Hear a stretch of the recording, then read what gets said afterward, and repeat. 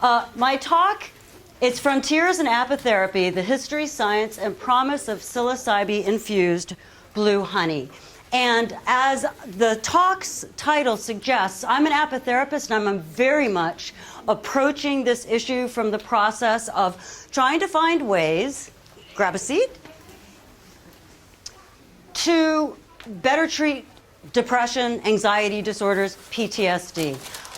It's sort of a funny story. My husband, who is combat veteran, Iraq and Afghanistan, is always looking for different ways to sort of cope with the anxiety in particular, and much to the, basically his strength and ability, he overcame a lot of the opiates and the antipsychotics and the antidepressants that the VA put him on when he got back home. And today is on none of them. And in part, it's because he's looking for complementary alternative therapies. And one of those is beekeeping. And that's how we met. So I work with combat veterans. We work with combat veterans using beekeeping to help them manage their anxiety. Well, he said one day, you know, I'd really like to give this psilocybin a try because, as you may know, the VA is engaging in all sorts of experiments and funding for magic mushrooms. But he's like, I'm not going back to the VA to do mushrooms. So we discovered, absolutely to our surprise, that psilocybin containing mushrooms are decriminalized in Washtenaw County, where I live. Who knew? I didn't. And I kept thinking, you know, isn't this something that everybody should hear about when it happens? Well, so we get these mushrooms, and we're sitting in the parking lot, and I'm like, I feel like I'm a teenager again, you know, getting a dime bag. And as we're leaving, the person who has provided the mushrooms says, wow, you guys are beekeepers, you should make blue honey. I'm like, what's blue honey?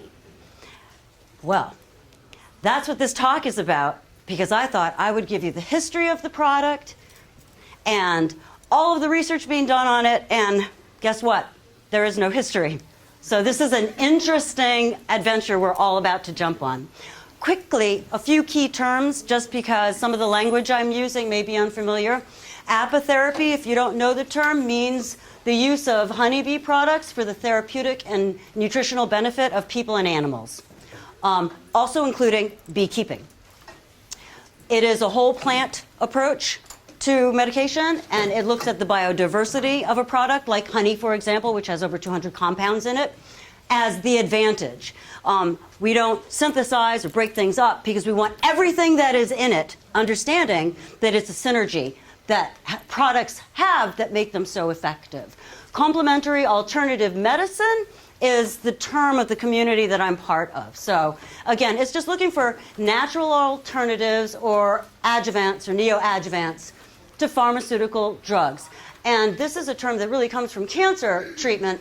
It means a drug that can be used in advance of another treatment to make that treatment more beneficial or less harmful. Think chemotherapy.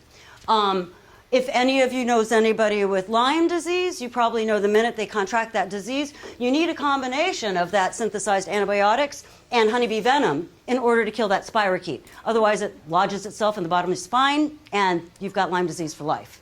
So there's, again, a role for these products, even in medicine therapies that involve synthetics and pharmaceuticals. Psilocybin is a genus of mushrooms containing psychedelic compounds, psilocybin and psilocin. The range is gigantic for the growth from Siberia down through Africa. Psilocybin and psilocin are naturally occurring bioactive chemicals with psychedelic and psychoactive properties. They work on the brain. Come on in, grab a seat. Mead, just in case you don't know, is honey-based wine, very often with spices. And if you want to jump over here, otherwise I'll be walking right in front of you the whole time. It's honey-based wine, but it often has other types of materials in it because it's so often used for healing.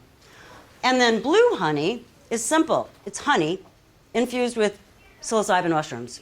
2 products only. That's it. So the history of blue honey, there's no history.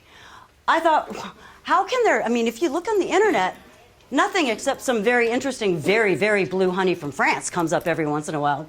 But what isn't coming up is a mixture of the two probably oldest products in human history fundamental to our culture, honey and mushrooms. And I'm saying that because some of the oldest art that has been preserved, because cave paintings would be painted over if they weren't still relevant, are honey and mushrooms. This one from 8000 DC, Spain, and this one, Algeria. I'll talk about that bee-faced shaman in a moment. So just a bit on honey. Some of you may know from the spider cave this image of honey hunting. This is a modern image. As you can see, this person going for that bit of comb right there. Extraordinary. What I love about this image is the size of the bees. This one's really interesting because it shows, this one from Zimbabwe, shows a beekeeper which looks like she, I think, is smoking the bees. So it looks like she's using a smoker. And you can see how the comb is, if you can imagine the perspective that's being shown here. Extraordinary. And again, that's 8000 BC. Spain has a lot of images that are preserved. So if you ever want to look into the cave art, oops, excuse me, that one is just a beautiful one. Also, 7,500 years old. And then these, I love these images. Egypt, as we probably all know, honey was fundamental to their culture. Whether it was for healing or sacrifice, or you could pay your taxes in it, you could pay a dowry in it.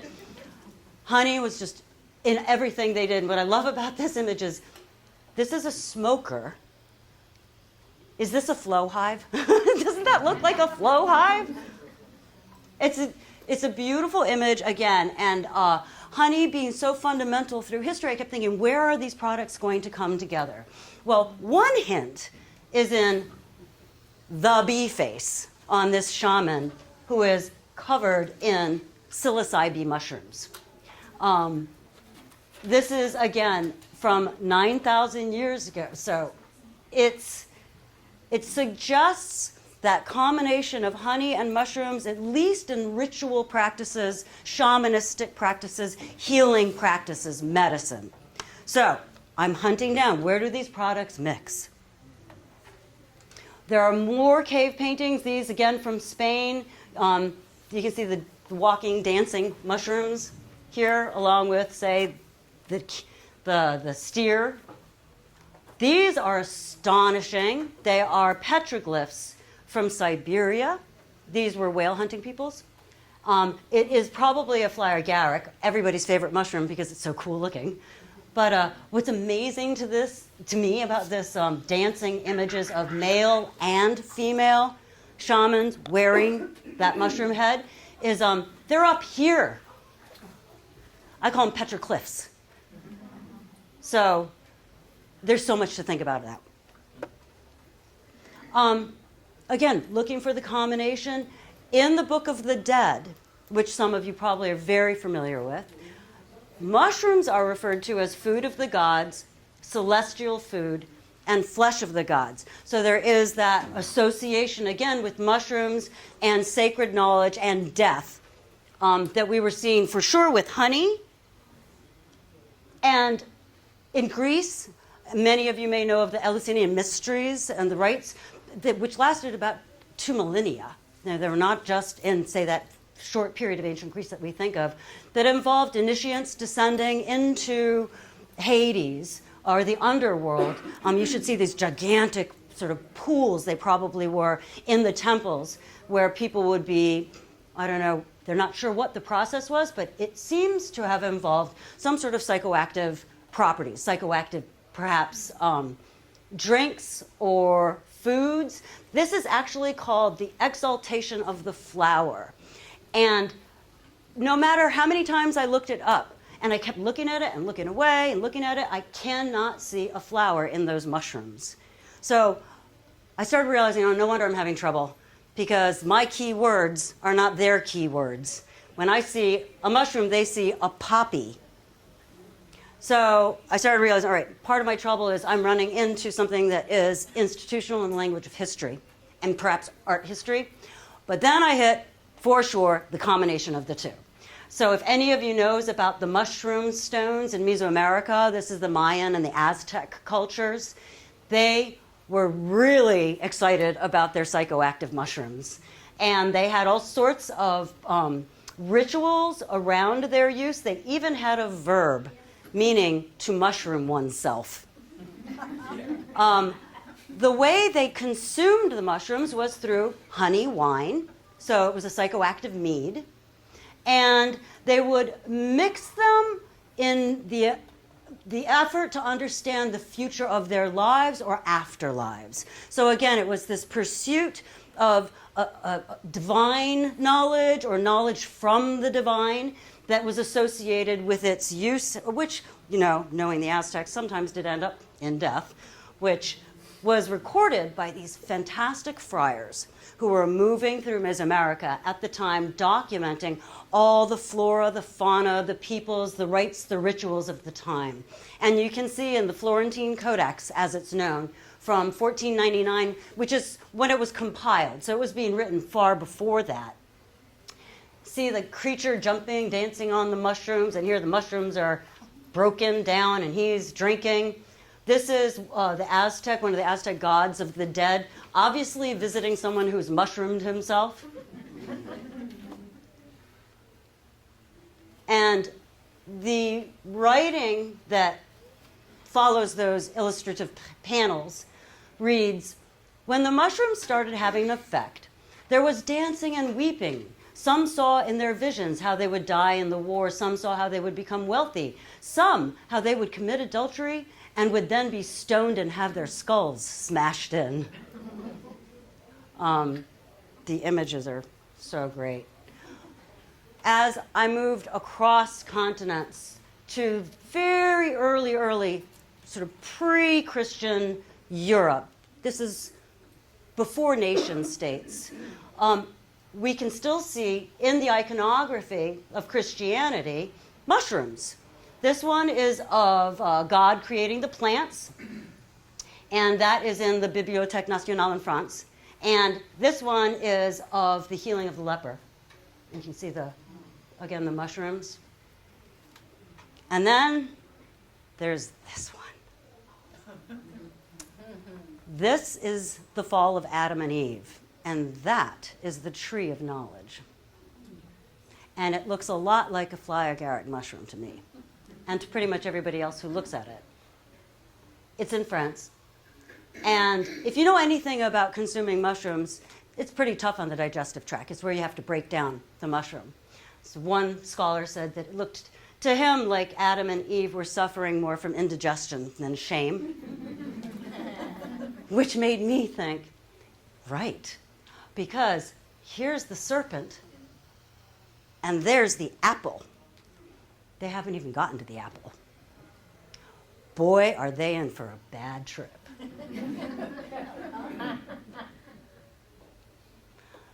So this is where I started to understand the products as they were coming together and why I had such difficulty finding information.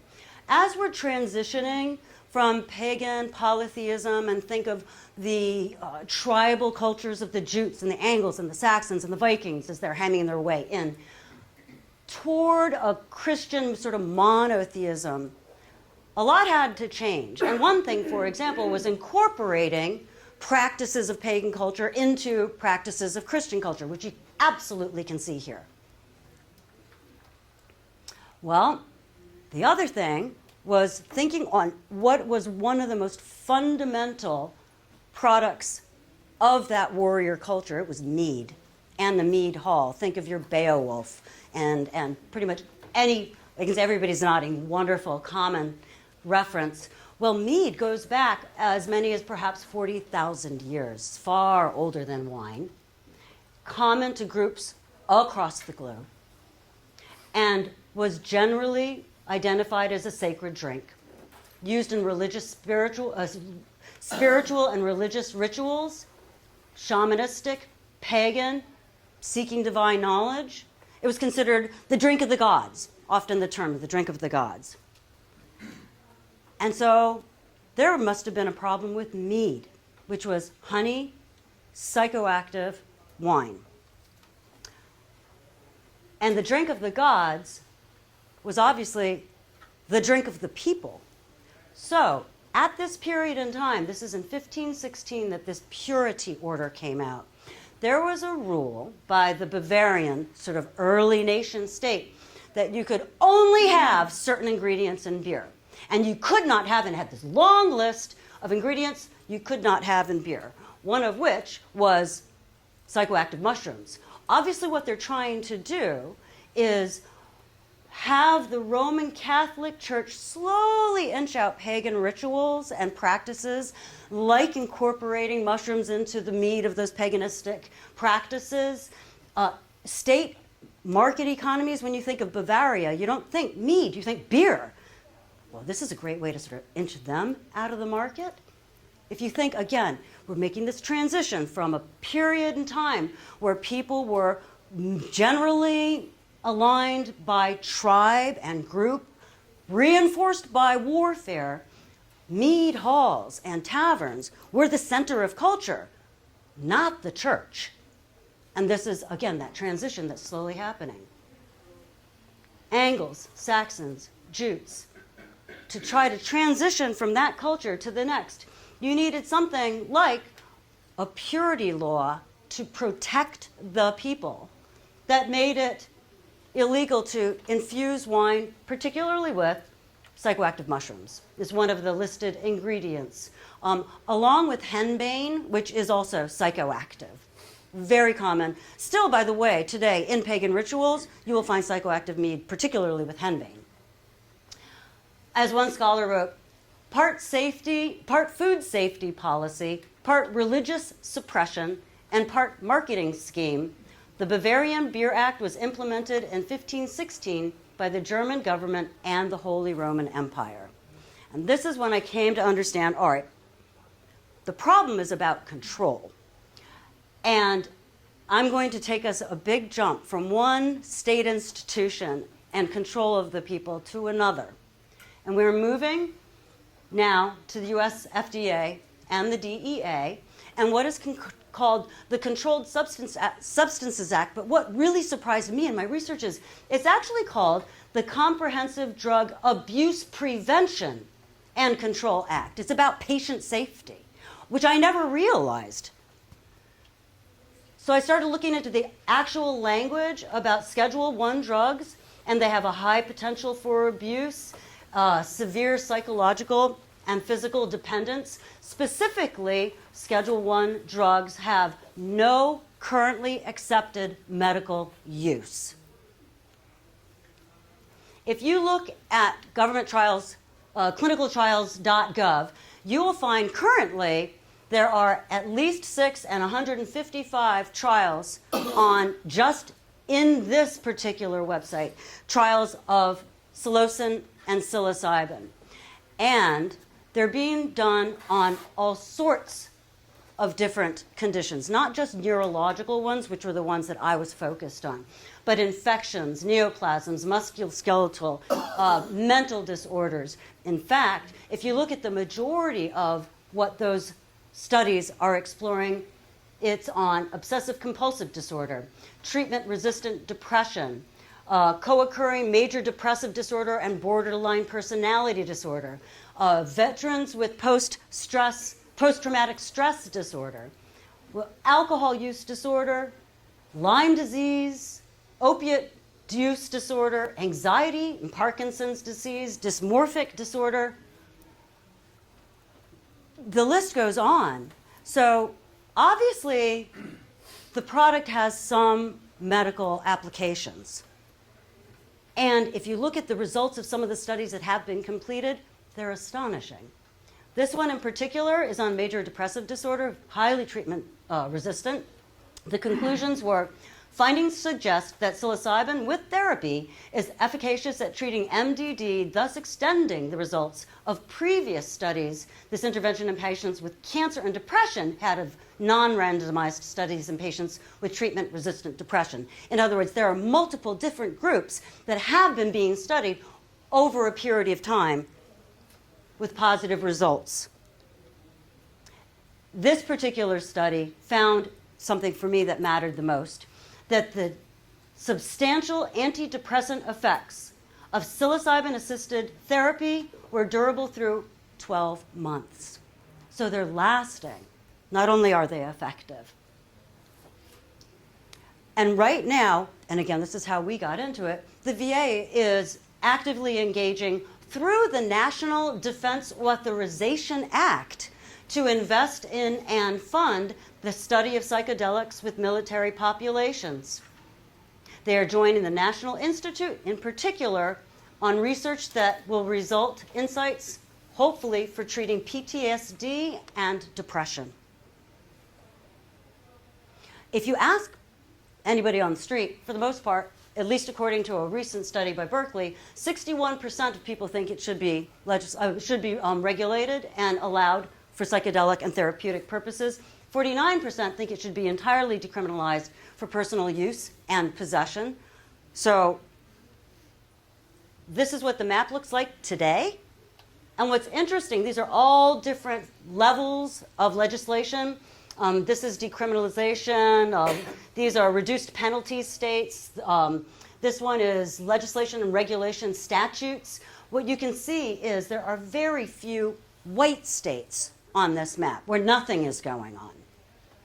So there's a lot of activity behind either rescheduling, decriminalizing, or legalizing these psychoactive substances because they are so effective at treating resistant conditions to what we would consider sort of traditional or more synthesized drug approaches. Decriminalization, however, is not legalization. And psilocybin remains illegal in all states. It's federally illegal. If it were legalized, that would mean it could be all acts would be allowed. There would be no prohibitions. But if it's just considered of the lowest order, this is where it's decriminalized, that just means that if they have nothing to do that day and you get busted, then, you're the lowest order. But there's no clarity at all about the safety and security of anybody pursuing the use of these forms of compounds for therapeutic use. And even if it gets legalized, there's that branch that isn't going to let go too quickly because the IRS and the taxes want to know about your sales. So we have a long ways to go, but there's a lot of positive steps forward being taken. In my county, Washtenaw, the reason they finally decided to decriminalize was the research on domestic violence. And it is so persuasive how psilocybin-containing mushrooms help reduce domestic violence. So it's about control. This is really the state of the pharmaceutical treatment of PTSD. As my husband said, I think it was control, not having control when you have mental issues. The shrink likes to tell you you're in control and here are the meds. In the end, you have control of nothing, total dependence, and you're in the bottom of a well with the hole getting smaller. So we all probably can agree that we have an epidemic of mental health disorders, not just in this country. The reason I have this slide up here is this was a recent analysis of 204 countries that saw an estimated increase of 48% in mental illnesses between 90 and 2019. What do you notice about those dates? 9/11. Well, that's very interesting. Thank you, whoever just said that. Oh my gosh, yes. Pre-COVID? Yes, it's pre-COVID, exactly. So thank you. Oh, I'm going to write something about that. But yes, these are pre-COVID statistics. Depression, anxiety, and neurotic and psychotic conditions, and this is the definition that they're studying, include obsessive compulsive disorders, depressive disorders, post-traumatic stress, bipolarity, schizophrenia, among others, all on the rise. And again, these are pre-COVID. We know the statistics have gotten worse. And one of the most powerful institutes in our country when it comes to medicine, medical research, is Johns Hopkins. They have the Psychedelics Research and Psilocybin Therapy Center. as they say, the Johns Hopkins Center for Psychedelic and Consciousness Research is leading the way in exploring innovative treatments in using psilocybin.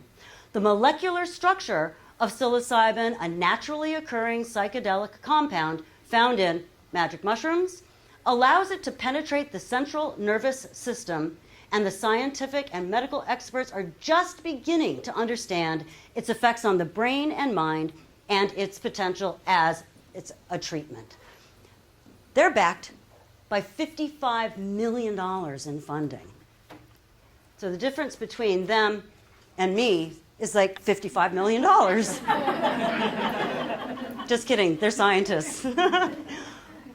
Part of my concern about, and as much as I admire what Johns Hopkins is doing, is notice they talked about the molecular structure. They are looking at synthesizing the molecules from the whole plant. And I'm talking about the whole plant, which I'll explain why in a minute, because of this problem. It's actually got a term, it's called polypharmacy. You often know that when you are put on a, say, antidepressant, you're then put on another medication for the insomnia the antidepressant causes, and another medication for the constipation that the antidepressant causes, and then perhaps another medication for the, I'm trying to think of there's blood pressure issues very commonly associated with antidepressant medications. You can end up with a bedside table that looks like that, and it's not uncommon. I made this one up, but I was pretty excited to see I had a pill splitter for my dog. One thing that is important behind all of this is the psychological issue of people being afraid to get off their medications, like to even just get off one of them, because they have the understanding that it is a very delicately balanced, often they use the term cocktail, which makes it sound like fun. Don't they put you on other medications after they take you off of those in order to help bring you down off of those? Well, and the coming down off of those is a whole nother issue, because if you want to see if something works, minimum you usually wait, 6 weeks? And you're like, it's not working, it's not working, it's not working. Okay, well, you have to wait 6 weeks. Let me get off this. Okay, but we have to taper you off. And a year of your life is gone, and you are like completely disoriented and disassociated from everything. So it's not the most effective. And I'm not saying that these medications don't save lives. Absolutely they do. They saved my brother's. But he's off all of them because the quality of his life on them was abysmal. Just whether it's weight gain or a sense of disassociation from one's own self, lethargy, no interest in sex, real huge problems with sleep and eating. They're a reason for all those other pills on that table. So you're entering my world, which I call beekeeper science, because I am not a scientist. But I am a researcher, and I've done my research on this. If you are a scientist, I would love to talk with you after this, because I came into it with an approach on depression. I mean, this is why we were really interested. These are the terms I want you to keep in mind: serotonin, dopamine, and norepinephrine, because depression, generally speaking, involves some sort of irregulation or lack of enough serotonin, dopamine, or norepinephrine getting to the central nervous system. So it's about neurotransmission of neurotransmitters, particularly these three. And the reason I bring up these two structures is this is psilocybin and this is psilocin. And again, there's a lot of research into their neuropsychiatric power. Why? Because, if you stay with me for a second, when you break down that mushroom is growing, here is the mushroom. This is the structure of psilocybin. There's a little bit of psilocin in it, but psilocin is very unstable, breaks down quickly.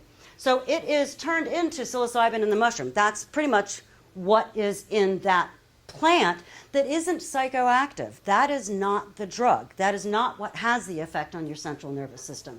It's when you ingest that mushroom and your digestion system, particularly your liver and your stomach, acts on that psilocybin to turn it into psilocin, that it becomes what's called a mimic molecule of serotonin. So let me just go back for one quick second. Oops, I guess that's forward, huh?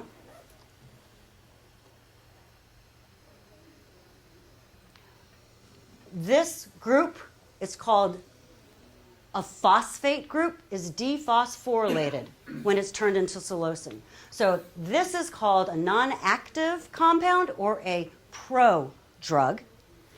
This is the drug. This is the active compound. It is dephosphorylated in the process of being broken down by your body. So again, that direction back, you end up with psilocin, and that's what goes into your bloodstream and to the receptors in your brain, specifically the 5-HT2 receptors in your brain for serotonin, because they're nearly identical. And you know that serotonin controls mood, appetite, sex, motivation, even temperature. Psilocin also increases dopamine. So it makes more dopamine available to the brain, not to mention because it's a mimic molecule of serotonin, it doesn't go to the same receptor. So the receptors are wide open for that dopamine, particularly if you have low levels of dopamine. Any of you who knows anyone with Parkinson's probably knows that they are on DOPA or L-DOPA, that is the medication for that treatment because of lack of.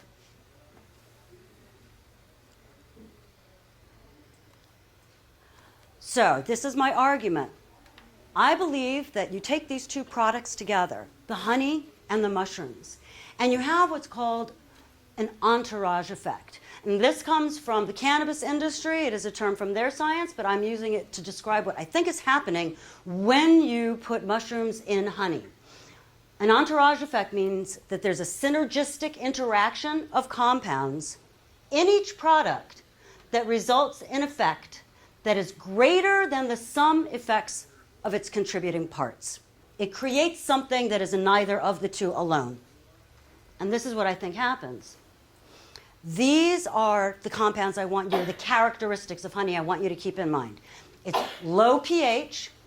We know it has lots of phytochemicals. We often call them polyphenols.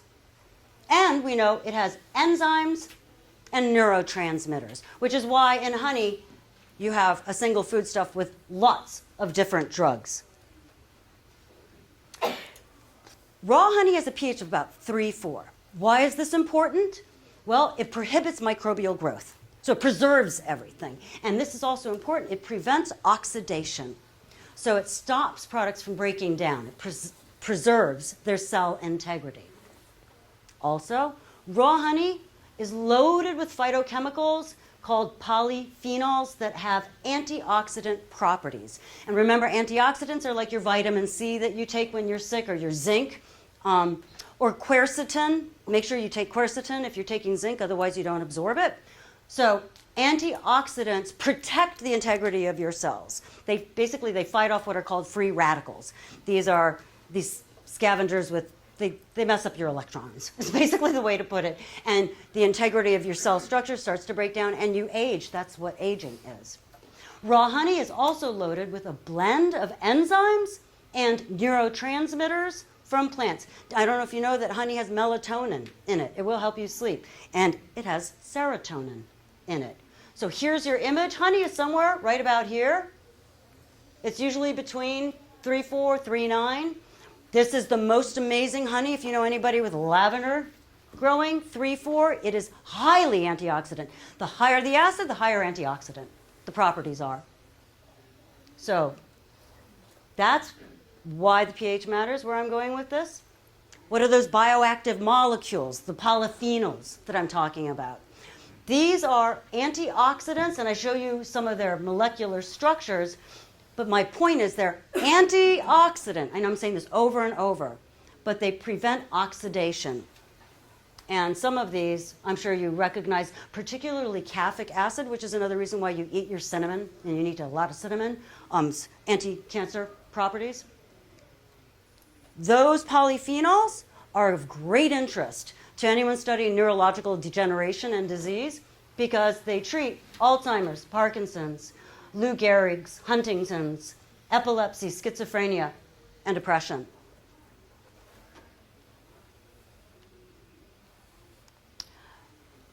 So the research into some of the reasons why honey, just in and of itself, is a powerful product for the treatment of depressive disorders, leads me to two last points, the enzymes and the neurotransmitters. As you know, enzymes catalyze digestion. It's how we break things down. And these are the enzymes, invertase, diastase. It's what the bees put into the honey. It's not already in. This is what the bees put in to break it down, to transform it from nectar into honey. Glucose oxidase.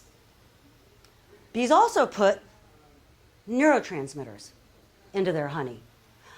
This is fascinating. In particular, colonies that live in really stressed environments, cold, windy, have very high levels of serotonin and L-tryptamine because they're under stress. Those biogenic amines are in the honey because the bees need them for the bees. We can benefit from them. So dopamine, L-dopa, melatonin. A recent study, again, looked into why it is that these neurotransmitters are so integral to the health and maintenance of the colony as an organism in itself.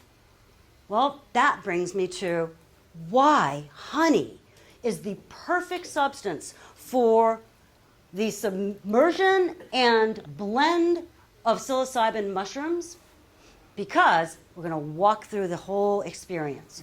When you eat mushrooms without the honey, you're eating like styrofoam. Very difficult to eat, difficult to digest. Usually 1 to 5 grams. When you ingest it, which is the only way to take them, it goes through your entire digestive tract, through to your intestines, and it's absorbed into the bloodstream that then begins to break down in the liver the psilocybin into psilocin, which is why it takes a long time. I mean, people say, how long does it take? Well, it takes up to 90 minutes because you have to take the medication or you have to take the mushroom, and it has to go through this entire process. And what happens is what's called a first pass effect. By the time the mushrooms get through all of that process, you are actually probably going to pee out 80 to 90% of the active compound, because that's how efficient our bodies are. Now, of course, that psilocin goes straight to the 5-HT2A receptors in your brain, and it makes another pass and another pass. So the effect can start to mount as time endures. But in that first pass effect, you lose a lot of the potency of those mushrooms. This is what happens when you take those mushrooms in honey. First of all, it tastes a lot better. Actually, it tastes delicious. But it's also particularly important because if you're working with people who have chemo, cancer, anxiety, Parkinson's, a lot of people with dementia have trouble just even chewing and swallowing, it's not an option for them, whereas the honey suddenly becomes an option. It speeds up the time to absorption because instead of taking up to 90 minutes, it tends to take about 10, which is what started me thinking about what is going on. Honey, as you may know, is vasodilating. Mushrooms are vasoconstricting. So when you eat mushrooms without honey, it's really slow to get up to your brain because you're vasoconstricting. Your blood vessels are constricted. Honey's keeping them wide open for the ride. I think the honey, with its enzymes, all those polyphenols, is actually pre-digesting the mushroom. It isn't going to the enzymes in your gut to be broken down and turned from psilocybin into psilocin. It's happening in the jar. And if any of you has ever taken a sublingual medication, I think the minute you put it in your mouth, it's right to your head because it's already psilocybin broken and down into psilocin. So underneath your tongue, and you're already getting the effect. It's being converted for you. The other thing that's amazing is there are a lot of compounds in the honey that help that psilocin pass the blood-brain barrier. So it goes straight to that central nervous system, straight to those 5-HT2A receptors. And more than anything, it saves you nausea because when you eat the blue honey, my experience is I've never had any nausea with it at all. And that is one of the biggest drawbacks of trying to use that as a whole plant medicine. It just cuts out all of the nausea. And the reason I started thinking about this was a bust in 1996 that happened on the Dutch-German border. Jars, 50 ml jars, were being smuggled into Germany from Holland. And they had in them like little particles floating at the top. And they used high molecular HPLC instruments to discover that there were actually particles of psilocybin in the jars, but there was only psilocin in the honey. Like floating on top was all this material, but there was no psilocybin. It was solid psilocin. How does that happen? I think the honey broke down those mushrooms as they're sitting in the jars. So, and a quick point, why blue honey? Why are mushrooms blue? When you get mushrooms, even though they have been dried, perhaps freeze-dried, they're still degrading. Any light, any exposure to sun, air, heat, they're oxidating. So as they oxidate, they turn bluer, bluer, bluer. There's actually some research, there's up to 6 stages of blue. If you get a really blue psilocybin mushroom, there's probably not much active component in there. It's oxidated. So if you get really, really blue honey, it's probably not the most active honey. Although none of our honey turns that blue because it is arrested the minute it is put in that that super saturated, high pH liquid that is honey. So, what do you need to know about blue honey if you're interested in exploring this? The government is looking at taking mushrooms off Schedule 1 as we speak. The Biden administration is looking into it. I have hope. But besides the issues I talked about earlier, decriminalization is not legalization, and nothing's ever going to get the IRS off your back. Psilocybin, things you need to know. You have to know the type of strain you're working with. So you need to start doing a lot of research. There are a lot of different strains of Psilocybe cubensis, which is the type of mushroom that you would be having access to. If you know someone who is on SSRIs or SSNRIs, those are reuptake inhibitors of serotonin and norepinephrine. That will affect the person's ability to absorb and respond to the psilocin. In fact, someone on very large doses of these probably won't have any effect because those receptors are so hogged up, psilocin's never getting through. So, what medications a person is on, very important. What a person's tolerance is on is what a person's tolerance may be is very important. This includes marijuana, alcohol, anything. So when you're thinking about mushrooms and potency, you have to, more than anything, know the strain of your mushroom. And I can't name most of them. They're the most ludicrous names. But natal moon is one that's very, very high potency, and golden teacher is probably the lowest. So their range, if you mix a golden teacher 1-to-1, that is a nice, relaxing, it's like you take an aspirin when you have a headache and you didn't realize the headache went away. That's how that acts. You just don't get angry when the road rager is raging next to you. You're like, whatever, I have better things to do. If you start increasing those doses up to like 4 or 5 grams, you're probably going to be looking for divine knowledge. So, and like we just talked about, honey. It's important to know the varietal of honey also. So some honeys are higher in antioxidants than others. You want to try to get the honey with the highest antioxidant properties. And you want to know what the compounds in the honey are. If possible, lavender. And liquid is a lot easier to work with, obviously, than crystal. I like crystallized honey better than liquid, but you can't mix powder into it. Speaking of which, you need a very good pulverizer. People use coffee grinders. I think you need something better. The best possible pulverizer you can get, because the point is to have as little surface area as much surface area as you can exposed of the mushroom particle to absorb the honey.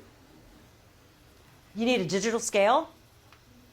You need beakers and glass stirrers. And I say glass, I would never use metal with any of these products.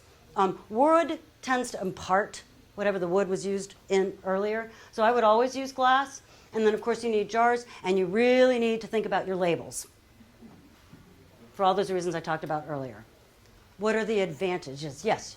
Just real quick, how does this compare with mad honey? Mad honey is a whole different thing. Mad honey tends to come from rhododendrons. Right. And so mad honey is very interesting, but it is absolutely uncontrollable. Like, you could not measure out a dose of mad honey and know what you are giving somebody. Whereas here, you can break it down to the molecular level of what you are actually giving someone. And they do test mushrooms for their potency, so you can get mushrooms that have been tested and get the stats on them. But mad honey is, mad honey was, I think, one of the first biochemical weapons ever used. So it's a great way to win a war, is to get the other side to drink the mad honey. So if any of you is interested, there is mad honey available for sale. So I'd love to know. If you try it, tell me about it. But it tends to come from rhododendrons. So the advantages, again, why would this be something you might be interested in? Well, it does arrest oxidation. So even if you're just interested in playing around with this, growing the mushrooms, see what happens, those mushrooms are degrading as you sit there looking at them. The minute you put them in honey, stop. You've preserved their potency at that moment. It is, as we know, honey, the world's non-perishable good. Those mushrooms now are fresh forever. There's no prescription.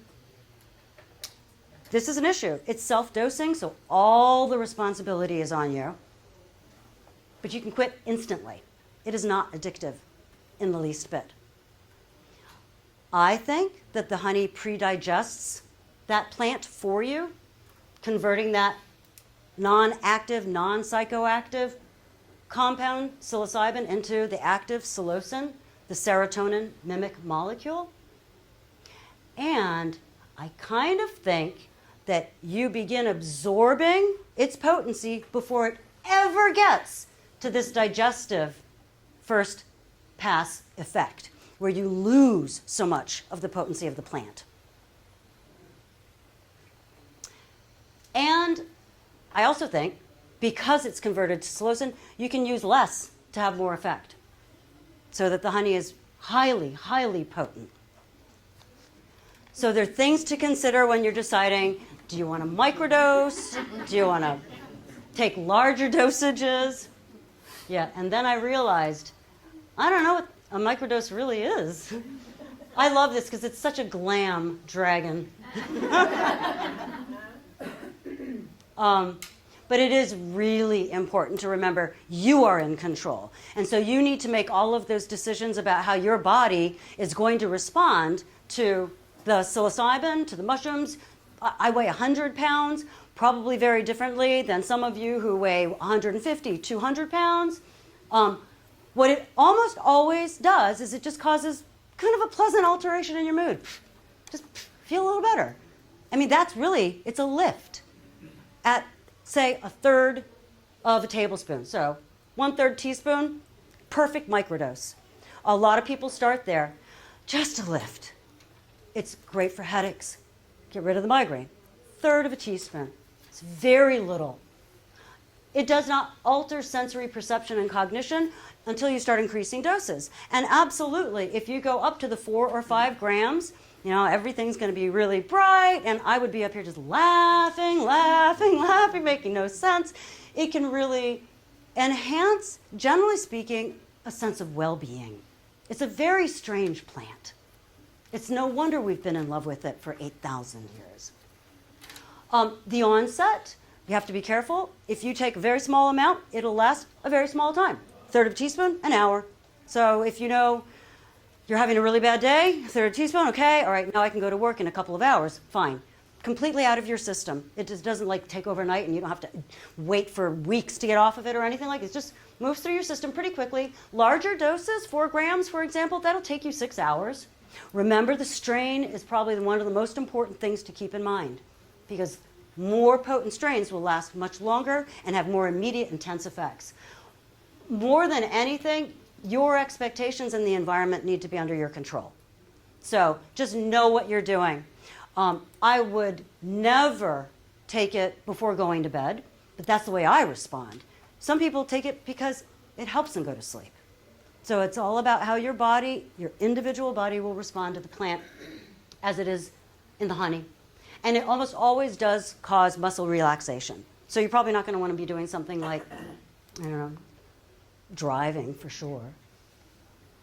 So this brings me to the end of my talk, which is, I think a real lot about beekeeping because I teach it and I am a co-director of the Samba Bee School. And where are we headed? Because pollination for my entire beekeeping career has been the only way to make money as a beekeeper. And I can't do that. That skill level, the cost, the lifestyle, completely out of my range of possibilities. And honey, interestingly, is becoming a larger and larger size of the market. Problem is, we are competing with adulterated product. We are the number 2 most adulterated product in the world. Number 1 being, do any of you know what it is? Olive oil. Olive oil's up there. Maple syrup, actually. Olive oil's up there too. And the prices that we have to sell our honey for because of the suppressed market, given all of that adulterated product pouring into our stores, you can't make money selling honey. So all I'm looking at is a little gray spot. And it's really how I got into beekeeping anyway. I'm really interested in the therapeutic applications of bee products. Johns Hopkins, a while ago, I've been collecting and using bee venom to treat primarily arthritis more than anything for a very long time. They have been doing all of this work on bee venom as a carrier past the blood-brain barrier of chemotherapies that can't get to those brain cancers. Because chemotherapy, those chemicals can't get past the blood-brain barrier. Melatonin, the protein in bee venom, can. Another thing that you can do also with bees is you can sting right up here on your skull and it goes right to the hypothalamus. So Johns Hopkins is doing it. I don't have $5.5 million, but there's more and more research into the anti-cancer, antibacterial, antiparasitic properties. I think you all know the problems with superbugs that are rising, especially if you've ever gone into a hospital, how scary that is nowadays. The bioactive compounds, all of this, however, is synthesizing the products from the bees. And that's not what I'm talking about. I'm interested in the whole product, what we call functional food, which is what we raise with the bees. Honey is a functional food because it does things for your body beyond just the nutrition that it gives to your body. Especially, this is a great article on its neurological effects. So that's where I ended up. Be very careful about your label and be very careful more than anything about where you get your mushrooms. All of us are beekeepers. We would never buy our pollen or our frames from someone we don't know. It's the exact same thing with mushrooms. You must know that person well, and trust that person. So it is a strong relationship. It's not like you just drop by and don't have any idea who you're getting the bag from. Just grow your own. Or you can grow your own. On which point, I do suggest using dried and not fresh mushrooms for this, just because of the potential for fermentation. Just so you know. But yeah, or grow your own. Paul Stamets, you may have heard of him. He's genius. Used to call it the closet college tuition fund. So, do you have any questions? I'm just at my end. Yes. How long do you need to leave the powdered mushrooms in the honey before it's ready? So we usually leave it, I don't know, a couple minutes. Oh. It's supposed to be 4 months, but that's if you don't powder it.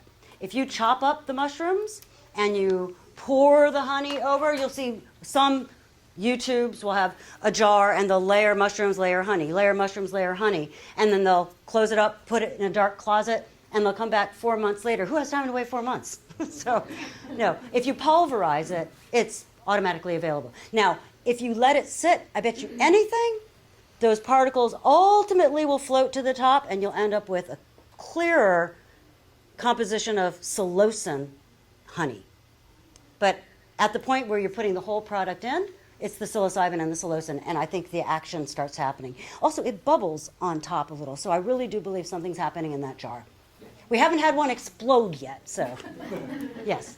In the making of mead, was the mushrooms traditionally put in before the fermentation process or after? So I don't know when it comes to, there are recipes for how to make psychoactive mead, especially if you go to really popular pagan websites. Everything that I've read has used dried mushrooms in the honey wine. I haven't seen it in the honey first and then into the process of making the wine. But I don't know. I suppose there are multiple. I'd have to think that through because fermentation is a whole nother level of, yeah. And I bet you, can you imagine how much the fermentation process might potentiate the power of that psilocybin being transferred into psilocin? It might change the chemicals. Oh, absolutely it would. If any of you is a scientist, again, and you have a high-performance liquid chromatography machine, can you try my honey? Just run it through there over lunch. Tell me what's in it. So we really need to know what's happening at the molecular level because all I have is my beekeeper science. Yeah.